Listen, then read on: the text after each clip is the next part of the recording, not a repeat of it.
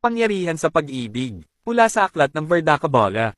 Kapangyarihan sa pag-ibig. Sa abot po ng iyong tanaw sa iyong nililigawan ay titigan mo siya ng ubos diin.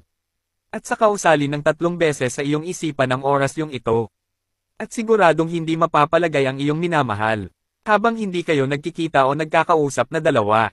Narito po ang orasyon. In nomine Patri, et Filii, Spiritus Sanctum. Banggitin ang pangalan ng sinisintao ng iyong minamahal at sabihin mong hindi ka mapapalagay sa oras na ito hanggat hindi tayo nagkakausap na dalawa. Ios, Diyos T, Dumine, Agnes Dei, Jesus, Domino, Inri, Edeus, Gideus, Didius, Dios, Dios, Dios, Igozong Gabinet Deos, Magsi Ashbul Home.